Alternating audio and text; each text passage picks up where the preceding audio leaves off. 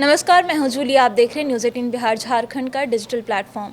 और आज मैं और मेरे सहयोगी हर्ष आपके सामने मौजूद है आज का सबसे गर्म मुद्दा लेकर, जो सियासी गलियारों में गर्म है। चुनावी साल शुरू हो चुका है और हर रोज़ कोई ना कोई बयान आ रहा है, लेकिन आज का जो बयान आया है उसको लेकर के एक नई बहस शुरू हो गई है। और ये बयान दिया है चिराग पासवान ने। उन्होंने कहा क्या है, सबसे पहले आपको हर्ष बताएंगे। बताइए हर्ष कि उन्होंने ऐसा क्या कहा है जिसको लेकर के इतना बवाल मचा हुआ है।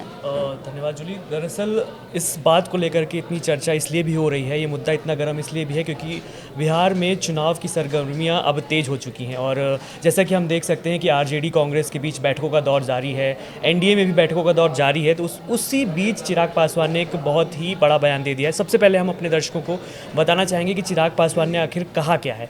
दरअसल चिराग पासवान ने ये कहा है कि मेरी राजनीति की नींव बिहार फर्स्ट है और इस पर टिकी हुई है।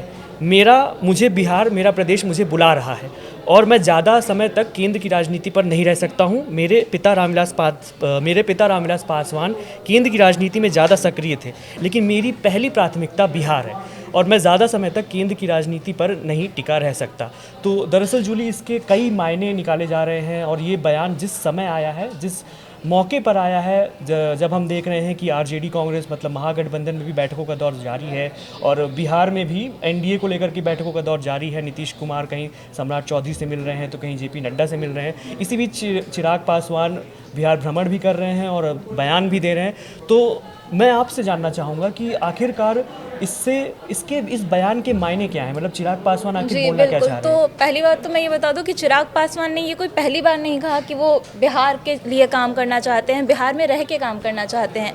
2020 में भी जब वो विधानसभा चुनाव में थे तब भी उनका यही नारा था कि बिहारी फर्स्ट, बिहार फर्स्ट। और इस बार भी वो यही कह रहे हैं। और एक बात जो बार बार दोहरा रहे हैं पिछले कुछ दिनों से कि मैं अपने पिता की तरह केंद्र में रहकर बहुत दिन तक काम नहीं करना चाहता। मेरे पिता का ये मानना था कि केंद्र में रहकर वो बिहार के लिए अच्छा काम कर सकते हैं, बेहतर काम कर सकते हैं।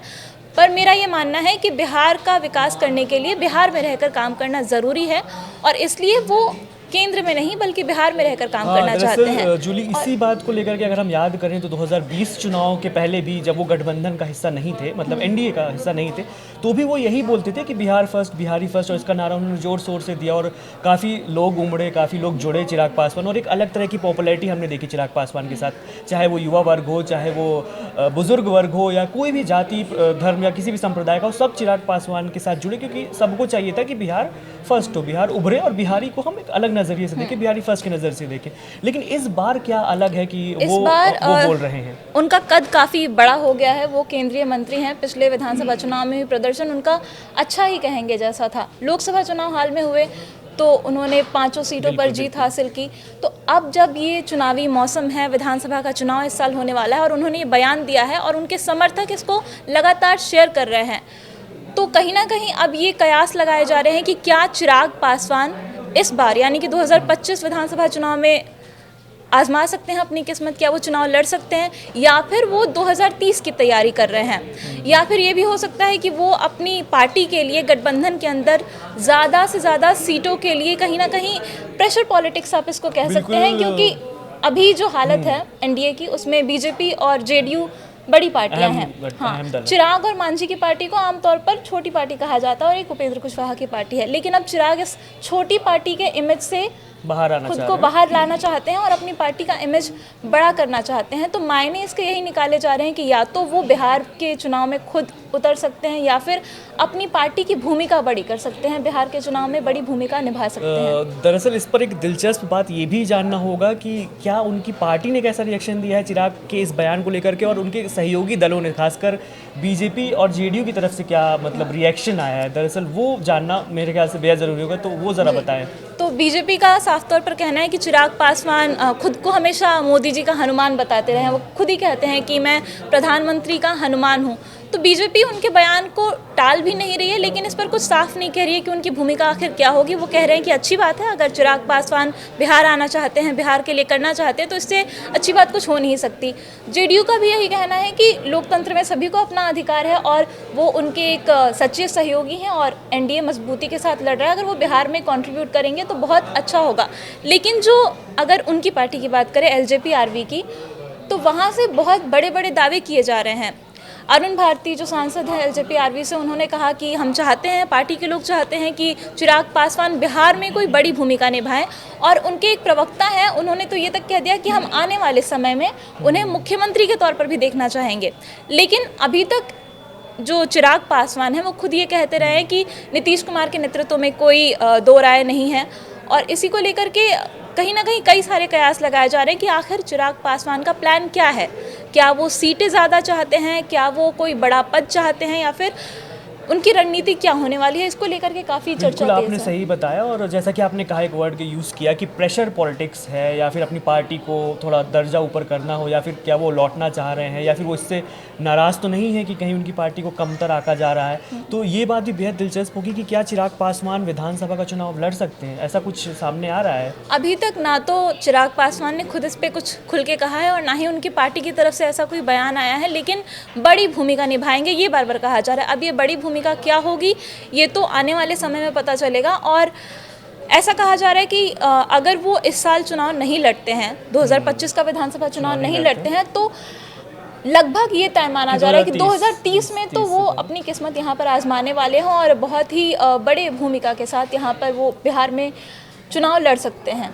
तो क्या मतलब इसको ऐसे हम देख सकते हैं कि तेजस्वी यादव के लिए मुश्किलें खड़ी हो सकती है, क्योंकि जो युवा वर्ग का वोट बैंक है, आमतौर पर हम देखते हैं कि जो बिहार का युवा है वो तेजस्वी से ज़्यादा अपने आप को जुड़ा हुआ महसूस करता है। लेकिन चिराग के अगर राजनीति में सीधे तौर पर उतरने में या सीएम पद की रेस में सीधे तौर पर उतरने की अगर बात हो, तो क्या युवा वर्ग सपोर्ट करेगा चिराग को, या फिर तेजस्वी के लिए मुसीबत खड़ी कर सकता है? जी बिल्कुल, पॉपुलैरिटी काफ़ी है चिराग पासवान की जो युवा वोटर्स हैं, क्योंकि कई बार होता है कि ये फैक्टर बहुत इंपॉर्टेंट होता है। जब हम युवा वोटर्स को अपील करते हैं तो वो अपने एज ग्रुप से कनेक्ट ज़्यादा करते हैं।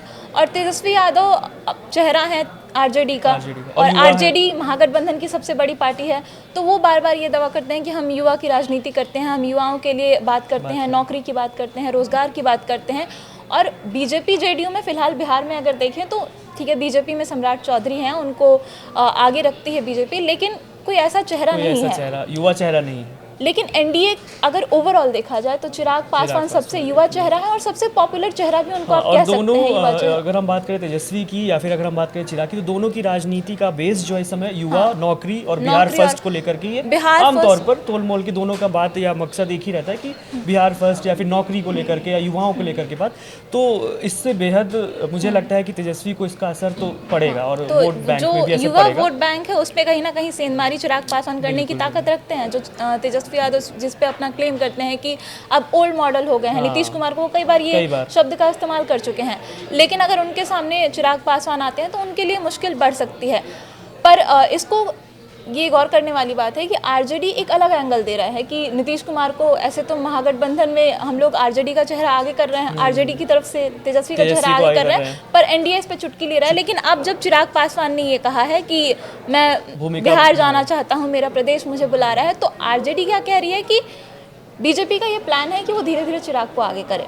तो कहीं ना कहीं दोनों तरीके से एनडीए का कहना है कि हमें कोई ऐतराज़ नहीं है, सभी पार्टी ये कह रही है कि चिराग पासवान बड़े नेता हैं, जाहिर सी बात है उनका कद बड़ा है तो उनकी भूमिका बड़ी रहेगी, लेकिन इसको महागठबंधन एक दूसरा एंगल देने की कोशिश कर रहा है। महागठबंधन का एक एंगल ये भी सामने आ रहा है कि अगर हम देखें तो वो खुले तौर पे तो नहीं, लेकिन वो ये एंगल आपने जैसा बोला कि वो देना चाह रहा है कि नीतीश कुमार को साइड लाइन करा जा रहा है, नीतीश कुमार के ऊपर जैसा कि आपने बताया कि प्रेशर पॉलिटिक्स करना चाह रहा है, ज़्यादा सीट्स की डिमांड को लेकर के, कि बीजेपी अपना मजबूत पक्ष रख सके कि हम ज़्यादा सीट लेंगे, आप जेडीयू कम सीट लेगी। तो ये भी एक एंगल देखा जा रहा है, क्या इससे आप सहमत हैं? मतलब हाँ, क्योंकि जब भी हाल के दिनों में मुकेश सहनी का एक बयान आया था, उसमें उन्होंने कहा था कि जब दिलीप जायसवाल ने कहा कि महागठबंधन के कुछ सहयोगी दल हमारे संपर्क में हैं और वो हमारे पास आ सकते हैं, तो सहनी ने कहा कि वो हम लोगों का नाम लेके डराना चाह रहे हैं मांझी और चिराग पासवान की पार्टी को, जो छोटी पार्टियां हैं। तो बार बार चिराग पासवान की पार्टी को छोटी पार्टी कहकर संबोधित किया जाता है महागठबंधन में, तो वो खुद तो उन्होंने अपना कद इतना बड़ा बना लिया है, केंद्र में मंत्री हैं और बिहार के लिए काम करने का वो दावा करते हैं, लेकिन अब वो ये कहना चाहते हैं कि ठीक है, केंद्र में हमारे पास एक मंत्री पद है, लेकिन हम बिहार में अपना कद बढ़ाना चाहते हैं। और वो कद बढ़ाने के लिए लोकतंत्र में सबसे बड़ा फैक्टर होता है नंबर्स, जिसके पास नंबर्स ज़्यादा होंगे उसका कद बड़ा होगा। बिल्कुल। और नंबर्स तभी बड़े होंगे जब आपको सीटें ज़्यादा मिलेंगी। आप जब चुनाव ज़्यादा सीटों पर लड़ेंगे तभी आपके विधानसभा में विधायक ज़्यादा होंगे। तो वो कहीं ना कहीं हो सकता है, अभी इस पर कोई खुलकर खुलकर बात तो नहीं नहीं बात आई है। है सामने। तो धीरे धीरे जो चुनावी बिसात बिछानी उन्होंने शुरू कर दी है। बिल्कुल बेहद शुक्रिया जूली आपका, आपने इतने कम वक्त में ये सब चीज़ें हमारे दर्शकों के सामने साफ़ की। और इसी तरह हम आपसे मिलते रहेंगे, अपने दर्शकों से मिलते रहेंगे, और जो उस समय के गर्म मुद्दे होंगे, चुनावी मुद्दे होंगे, चुनावी चर्चा उस पर करते रहेंगे। और आपको कैसा लगा ये शो कमेंट बॉक्स में ज़रूर बताएं, और देखते रहिए न्यूज़ 18 बिहार झारखंड। धन्यवाद। धन्यवाद।